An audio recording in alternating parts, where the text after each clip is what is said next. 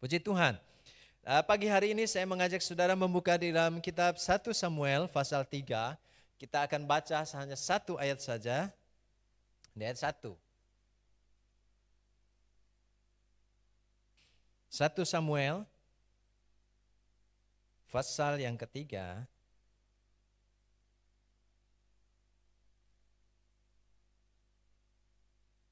Satu Samuel pasal yang ketiga.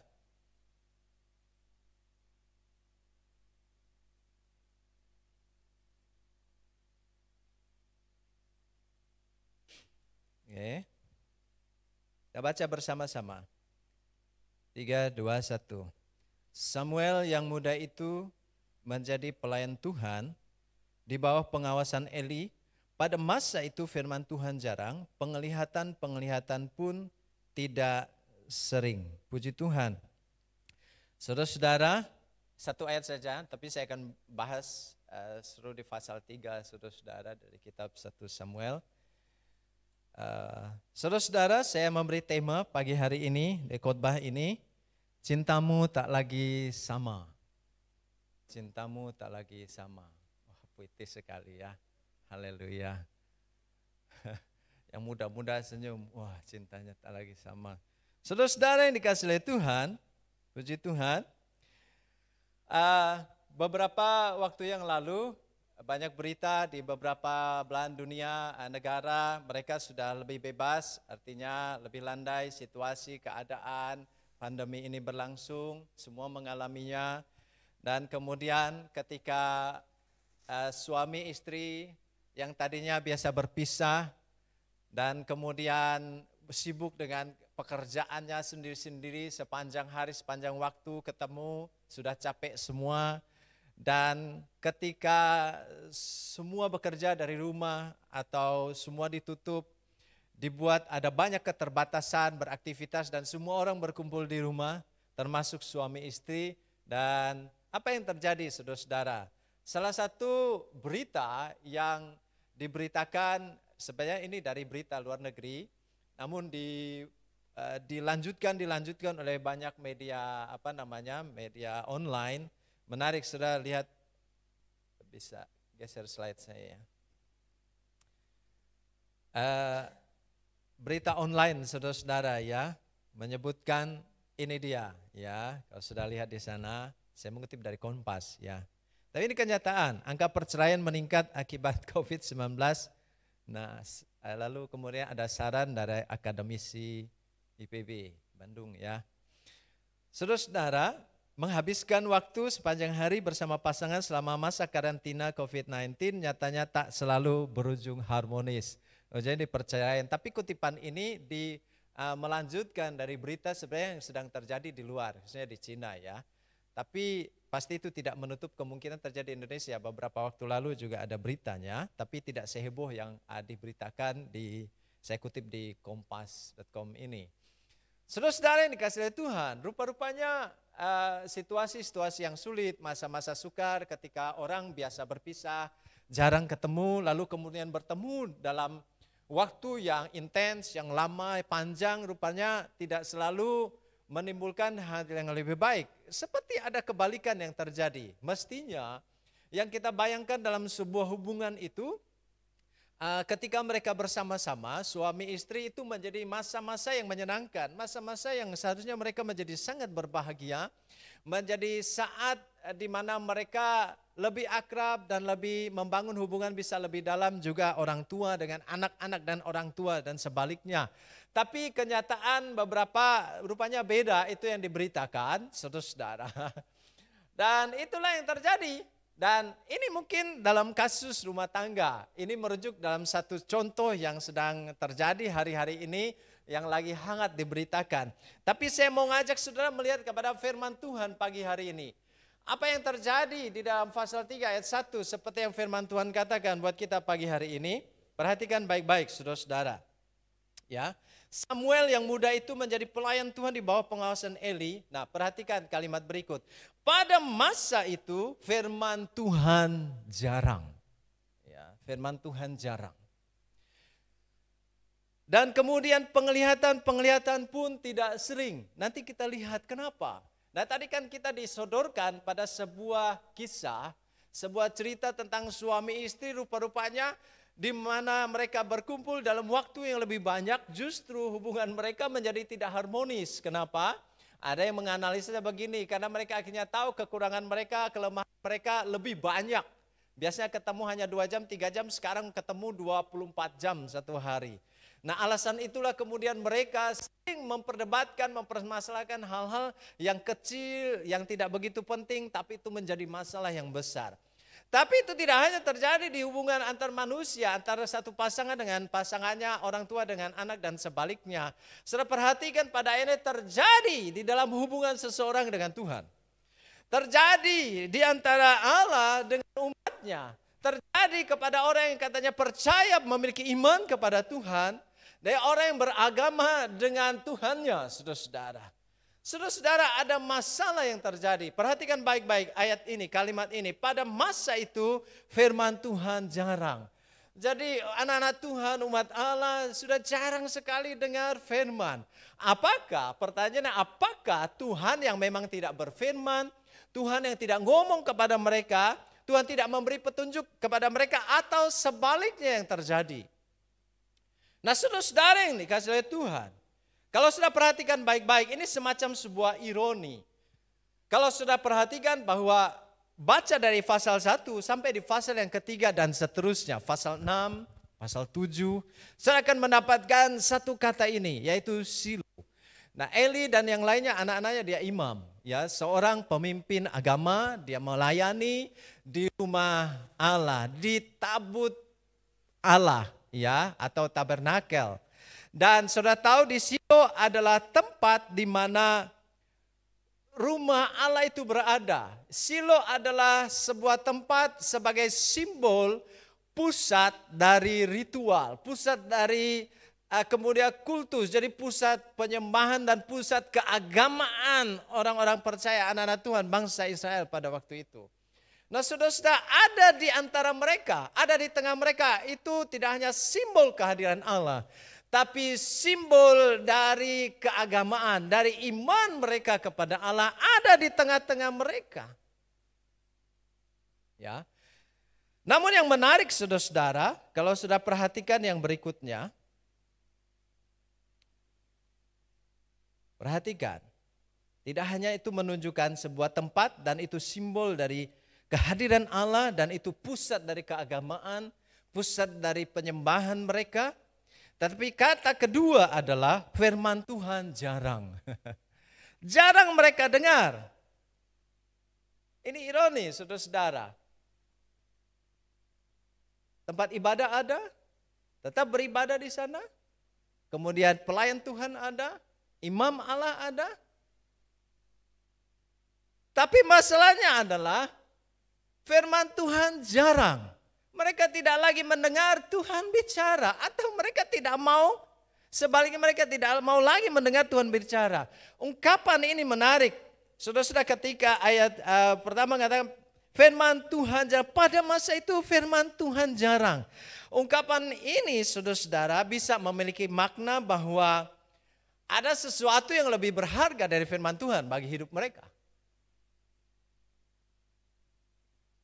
Ada sesuatu yang lebih menarik dari firman Allah bagi mereka. Atau kata firman Allah jarang mereka dengar ini, bisa berarti juga bahwa ada sesuatu yang lebih berharga yang melampaui firman Tuhan dalam hidup mereka. Ini sebuah pertentangan. Mengapa? Di tengah-tengah keadaan di mana orang punya iman, mereka mengatakan punya agama, kemudian mereka percaya kepada Tuhan, mereka masih beribadah, masih memberikan persembahan, masih menaikkan nyanyian pujian bagi Tuhan, namun tidak lagi mendengar Tuhan bicara. Tidak lagi mendengar firman Tuhan. Ini masalah, saudara-saudara. Ini bisa terjadi dalam hidup saudara dan saya. Ini bisa terjadi kepada semua orang yang mengatakan aku punya agama. Apa yang sebenarnya menjadi masalah? Apa yang terjadi saudara-saudara? Mari kita berikut. Masalah terbesarnya adalah kemerosotan rohani. Kemerosotan rohani.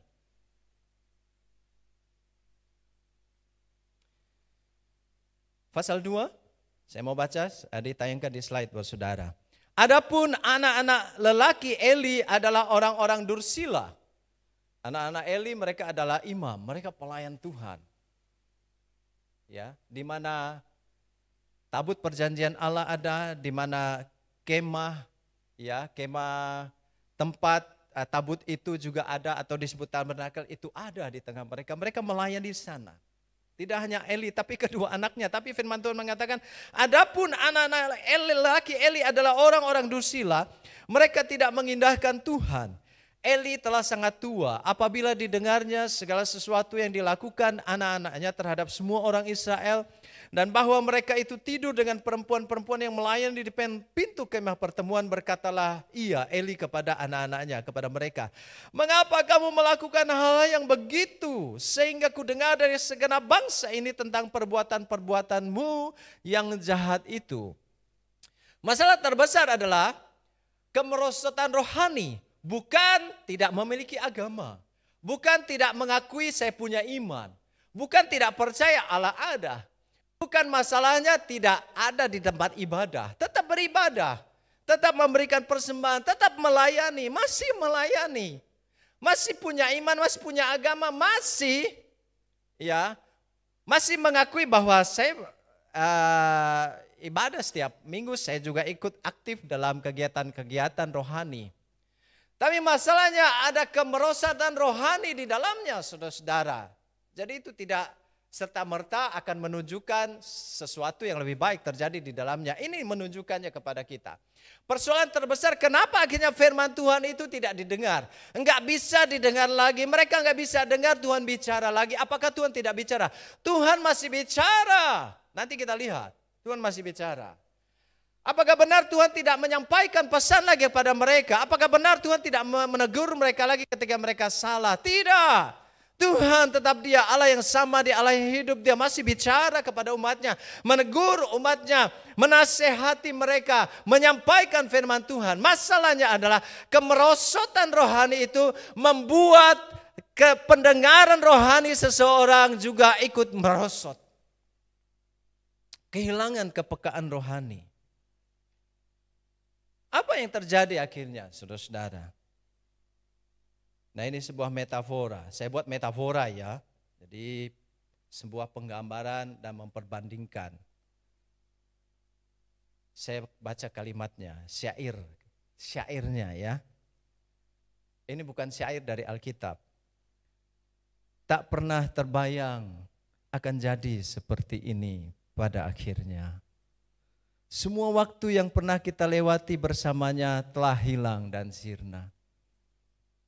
Bila memang harus berpisah, aku akan tetap setia. Bila memang ini ujungnya, kau kan tetap ada di dalam jiwa. By Isyana. Itu lagunya Isyana. Saudara-saudara yang dikasih oleh Tuhan, saya coba baca apa sih latar belakang dari lagu ini, ada latar belakangnya. Jadi bercerita tentang cinta seorang temannya yang berbeda, yang tidak bisa disatukan lagi karena ada sesuatu dan yang lain. Tapi rupanya ini sebuah hubungan bisa terjadi seperti ini. Tapi percayalah kalimat itu juga bagus ya. Kau tetap ada di dalam jiwa. Allah tidak pernah melupakan umatnya. Walaupun mereka sudah tidak mendengar lagi. Tapi percaya kasih Allah tidak pernah berubah. Ini sebuah hubungan yang merosot. Kerohanian yang merosot, saudara-saudara. Saya menyebutnya ya. Nanti sudah lihat di slide berikut. Agama tanpa hubungan. Agama tanpa hubungan. Hosea pasal 4 ayat 6. Firman Tuhan pernah menasihatkan kepada umat Allah. Umatku binasa karena tidak mengenal Allah. Karena engkaulah yang menolak pengenalan itu. Maka aku menolak engkau menjadi imamku. Dan karena engkau melupakan pengajaran Allahmu. Maka aku juga akan melupakan anak-anakmu. Saudara, apa yang terjadi? Ialah ini. Kenapa firman Tuhan mereka tidak dengar lagi? Mereka sudah jarang mendengar lagi Tuhan bicara. Mereka sudah tidak lagi mendengar apa yang Tuhan kasih tahu buat mereka. Mereka tidak lagi melihat penglihatan yang dari Tuhan. Mereka tidak lagi mendengar peringatan yang Tuhan kasih. Mereka sudah tidak lagi mendengar nasihat yang Tuhan berikan. Yaitu kemerosotan rohani yang membawa umat Allah kepada agama tanpa hubungan. Saudara-saudara yang dikasihi oleh Tuhan, ini terjadi dan ini bisa terjadi bagi saudara dan saya juga hari ini. Masih beribadah, masih datang ke gereja, masih memberikan persembahan, masih melayani Tuhan, masih mengikuti aktivitas gereja, tapi kehilangan hubungan dengan Allah. Saudara, iman saudara kepada Yesus sebagai Tuhan dan Selamat bicara tentang hubungan kedekatan. Hubungan yang terus menerus dibangun setiap hari. Mestinya ketika saudara bangun hubungan itu dengan baik, engkau bisa mendengar Tuhan bicara kepada saudara. Dan saya akan bicara lanjutan khotbah ini nanti sore, saudara-saudara. Kalau sudah tidak mengikutinya langsung dari tempat ini, sudah bisa mengikuti lewat channel YouTube kita. Karena ini berlanjut, menarik di pembahasan berikutnya, saudara-saudara. Kenapa seterusnya ini terjadi lagi, ya? Agama tanpa hubungan. Dan menjadi penekanan di sana, saudara, perhatikan bahwa umat Allah masih melayani, mereka masih melayani Tuhan. Bait Allah masih ada, tempat ibadah masih ada di sana. Ritual keagamaan masih dijalankan. Mereka masih memberikan persembahan. Tapi mereka tidak lagi mendengar Tuhan. Mereka tidak bisa mendengar Tuhan bicara. Mereka tidak pernah lagi mendengar suara Tuhan. Mereka tidak lagi mendapatkan penglihatan untuk mendapatkan petunjuk dari Tuhan. Masalahnya adalah mereka punya agama tapi tidak ada hubungan di dalamnya. Hubungan yang akrab dengan Allah. Saudara-saudara yang dikasihi oleh Tuhan, mari pagi hari ini biar ini menjadi pesan firman Tuhan buat saudara saya kita semua. Untuk kita mulai memeriksa setiap hidup kita. Perjalanan iman saudara di dalam Kristus. Percaya saudara kepada Yesus sebagai Tuhan dan Selamat. Sampai detik ini, aku berdoa, saya berharap pagi hari ini, bahwa hidup saudara, iman saudara, agama Kristen saudara, agama yang memiliki hubungan yang menjadi landasannya, hubungan keakraban saudara dengan Kristus Yesus. Ketika hubungan itu tidak dalam, tidak terjadi lagi, saudara-saudara, suara Tuhan tidak terdengar. Kita bisa mengabaikan firman Allah yang menjadi petunjuk, kebenaran, yang mengarahkan hidup, perilaku, tingkah laku, semua sikap hidup kita, keputusan kita sesuai dengan apa yang Tuhan mau. Saudara-saudara yang dikasihi Tuhan, apakah bisa agama tanpa hubungan dengan Allah? Bisa. Hari ini terjadi. Di mana-mana sedang terjadi. Semua orang di Indonesia harus mengakui dia punya salah satu agama dari 5 atau 6 agama dan kepercayaan di akui Indonesia. Tapi pagi hari ini biar pesan firman Tuhan menjadi alat periksa bagi setiap kita. Bahwa kita butuh hubungan yang semakin dalam, semakin dalam, semakin dalam.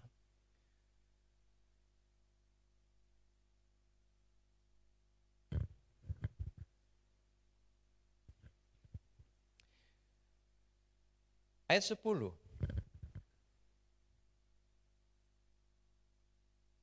Lalu datanglah firman Tuhan, masih di pasal 3. Lalu datanglah firman Tuhan berdiri di sana dan memanggil seperti yang sudah Samuel, Samuel. Dan Samuel menjawab, berbicaralah sebab hambamu ini mendengar. Lalu berfirmanlah Tuhan kepada Samuel, ketahuilah aku akan melakukan sesuatu di Israel, sehingga setiap orang yang mendengarnya akan bising kedua telinganya. Perhatikan baik-baik. Saudara-saudara, Samuel, dia masih muda. Ada bersama dengan Imam Eli yang melayani dia, melayani juga, belajar melayanilah, kira-kira begitu. Ada dua anak Imam Eli yang disebutkan cara hidupnya di ayat sebelumnya. Tapi Samuel menjadi sebuah simbol kepolosan, simbol dari ketulusan, simbol dari ketaatan seseorang kepada Allah. Di tengah-tengah situasi di mana orang juga bisa dibawa untuk menjauh perilaku hidupnya, semua praktek hidupnya, cara hidupnya jauh dari apa yang Tuhan mau. Samuel sebaliknya, saudara-saudara.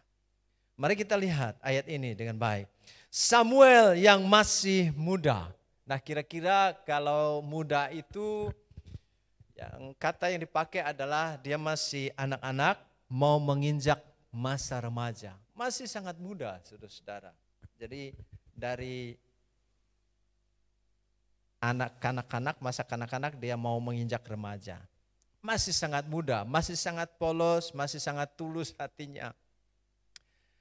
Saudara-saudara, Imam Eli, dia pemimpin rohani. Mari kita lihat kedua anaknya juga melayani. Mereka adalah pemimpin. Mereka tidak lagi bisa mendengar Tuhan bicara. Seolah-olah Tuhan tidak lagi bicara. Seolah-olah Tuhan tidak lagi datang menasehati. Seperti ayat itu mau mengatakan Tuhan tidak lagi datang memperingatkan. No, bukan begitu. Lalu kenapa mereka tidak mendengar Tuhan bicara? Karena mereka tidak mau mendengar. Masalahnya adalah kerohanian menjadi merosot. Ketika kerohanian seseorang menjadi merosot, maka kemudian hubungan mereka dengan Allah adalah hubungan yang hampa. Sebuah kepercayaan tanpa hubungan, agama tanpa hubungan. Lalu ditunjukkan apakah benar Allah tidak bicara. Apakah benar Tuhan tidak menasihati mereka? Apakah benar Tuhan tidak lagi memperdengarkan apa yang menjadi isi dan kemauannya? Tidak, saudara. Yang benar adalah Tuhan masih bicara. Tuhan masih mengingatkan. Tuhan masih menasihati. Masalahnya adalah kemerosotan rohani itu membuat seseorang tidak lagi bisa mendengar Tuhan menasihati hidupnya. Tidak lagi bisa mendengar Tuhan bicara ke atas hatinya yang paling dalam. Dia tidak lagi bisa mendengar Tuhan memperingatkan hidupnya atas satu perilakunya yang tidak benar di hadapan Tuhan. Kenapa kita tahu? Karena Tuhan bicara kepada Samuel. Dan yang Samuel masih anak-anak menginjak remaja. Dia dengar Tuhan bicara. Dia dengar Tuhan panggil namanya, saudara-saudara. Saudara-saudara yang dikasih oleh Tuhan. Samuel yang masih anak-anak menginjak remaja. Simbol dari sebuah kepolosan. Simbol dari sebuah ketulusan. Simbol dari sebuah ketaatan hidup saudara dan saya di hadapan Tuhan. Saudara-saudara, Tuhan masih bicara. Tuhan masih memanggil saudara. Tuhan masih mendengarkan isi hatinya kepada saudara. Oleh karena itu apa yang penting bagi saudara dan saya pagi hari ini? Kerohanian kita harus perbaiki benar. Kita diperingatkan oleh Tuhan pagi ini. Betapa seriusnya kita harus hidup dengan iman kita kepada Yesus Kristus. Di tengah-tengah dunia yang begitu berubah dengan cepat. Sore nanti saya bicara bagian itu. Ya, kenapa kemerosotan rohani itu terjadi? Ya, kenapa kemerosotan rohani itu terjadi? Saudara-saudara, kalau sudah lihat gambar di sebelahnya, itu ada lukisan tentang perumpamaan seorang bapak yang memiliki dua anak, satu anak sulung dan anak bungsu, ya. Itu cerita anak yang terhilang. Dan kemudian si bungsu pergi dan seterusnya, sudah tahu akhir ceritanya. Saudara-saudara, perhatikan. Tuhan masih bicara ke hatinya paling dalam. Ketika dia ada di tengah kumpulan babi dan tidak ada makanan makan dari makanan babi, di situ dia masih kemudian dengar Tuhan, dia ingat kembali, aku punya Bapa. Kalau aku makan yang seperti ini, mungkin makanan dari makanan babi ini juga, tidakkah pembantu-pembantu Bapakku makan lebih baik dari ini? Lebih baik aku kembali. Dia memutuskan untuk kembali. Saudara-saudara yang dikasihi oleh Tuhan, apa yang perlu dibuat ketika sebuah kemerosotan rohani terjadi? Karena dia menyebabkan seseorang kehilangan kepekaan kepada nasihat Tuhan. Ya, kemerosotan rohani membuat kemudian seseorang tidak lagi mendengar nasihat Tuhan. Kemerosotan rohani itu membuat seseorang dia mulai kemudian tidak bisa mendengar lagi Tuhan ngomong menasihati dia untuk sesuatu yang tidak benar yang dia buat. Kemerosotan rohani itu membuat seseorang tetap bisa ibadah, tetap datang ke gereja. Kemerosotan rohani itu tidak mengganggu seseorang tetap bisa memberi bagi Tuhan. Kemerosotan rohani tidak mengganggu seseorang, dia tetap bisa melayani Tuhan. Kemerosotan rohani itu tidak membuat menghalangi seseorang untuk tetap melakukan mengikuti semua aktivitas keagamaan. Tapi kemerosotan rohani itu membuat seseorang kehilangan hubungan dengan Allah. Saudara-saudara yang dikasihi oleh Tuhan, dengar pagi ini, Allah masih berbicara kepada hati kita. Dia ingin kerohanian saudara benar, tumbuh dengan baik. Dia masih memanggil saudara.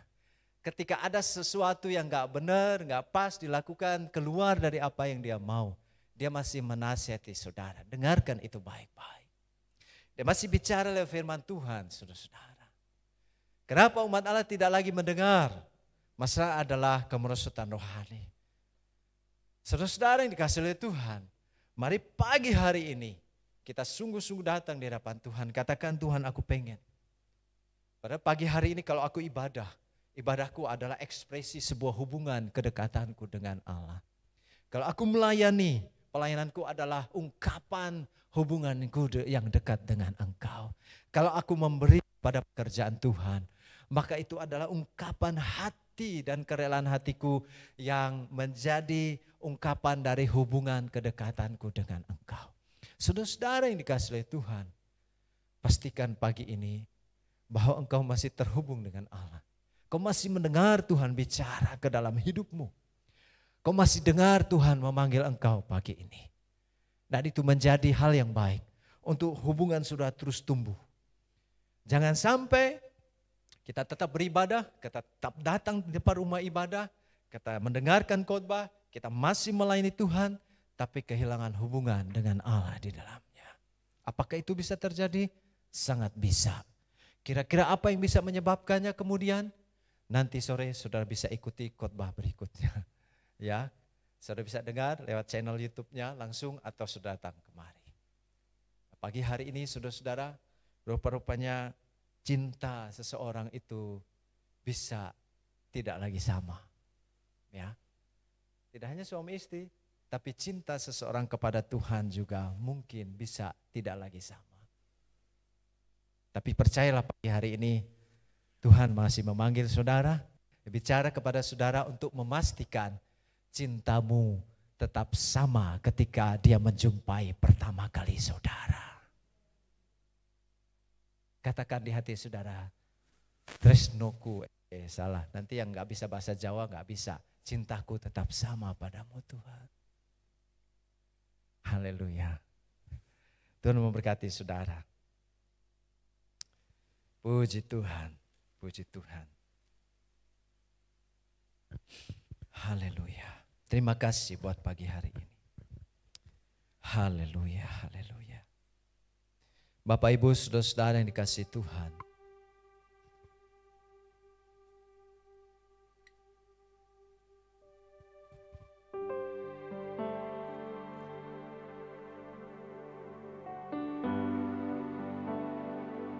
Ketika engkau hadir di rumah ini, di rumah doa dan penyembahan ini, ketika engkau saudara-saudara sedang berada di rumah saudara mengikuti ibadah ini, atau dimanapun saudara sedang berada,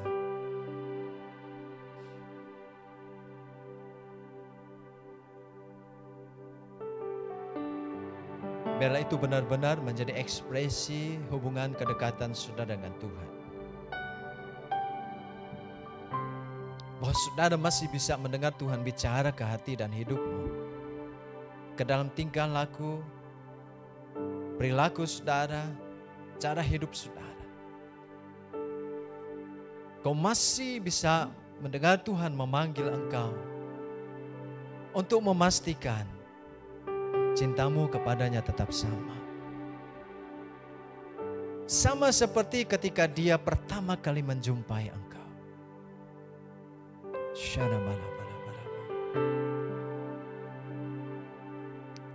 Jika ada di antara saudara, Bapak Ibu, pagi hari kau datang di hadapan Tuhan, kau mendengar khotbah ini pagi ini. Kau merasa firman Tuhan bicara secara pribadi kepada engkau karena engkau melangkah sudah jauh sekali. Di luar batas yang ditetapkan Allah. Dan kau tidak mendengar lagi Tuhan memanggil, Tuhan bicara ke atas hidupmu. Pagi ini saya mau katakan, engkau, hatimu, hidupmu tetap ada di hati Tuhan. Dia tetap sama kasihnya bagi engkau. Dan pagi hari dia panggil engkau kembali. Dia sedang bicara buat saudara untuk kembali. Dia mencintai engkau dan dia ingin engkau mencintai dia kembali. Haleluya, haleluya, haleluya. Terima kasih. Haleluya, haleluya, haleluya.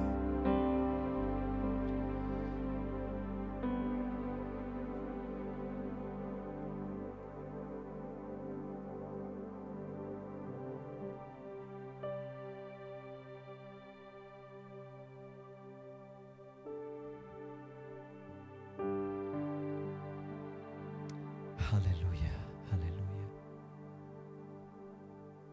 Syarabala-bala-bala-bala-bala-bala.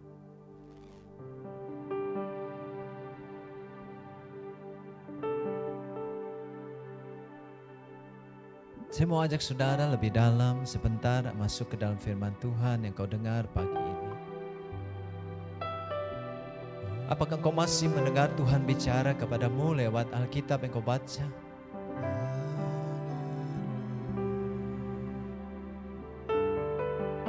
Apakah kau pastikan hubunganmu pagi ini masih benar-benar ada dengan Tuhan atau sebuah hubungan yang hampa? Syarabala-bala-bala-bala-bala-bala-mo. Syarabatakara-bala-bala-bala-bala-mo. Oh, haleluya, haleluya, haleluya. Rabasyakatakara-bala-bala.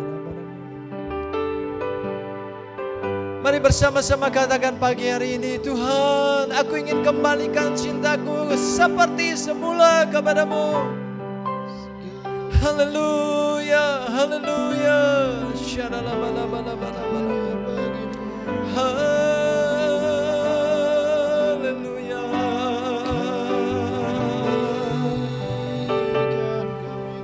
Amin, amin, amin. Haleluya.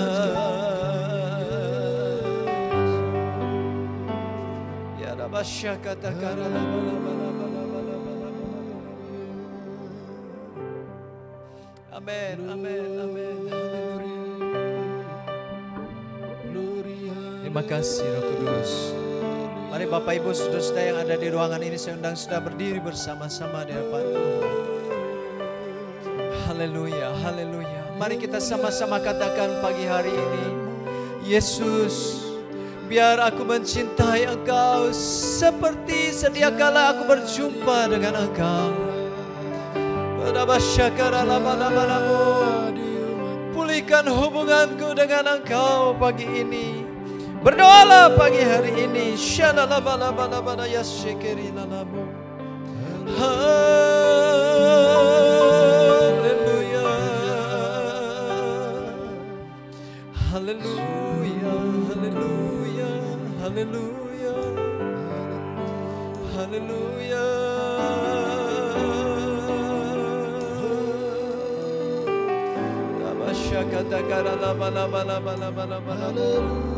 Amin, amin, amin, amin. Haleluya.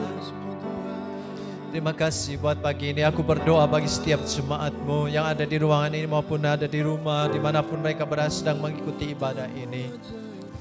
Pagi hari ini biarlah firman Tuhan ini benar-benar mengingatkan setiap kami.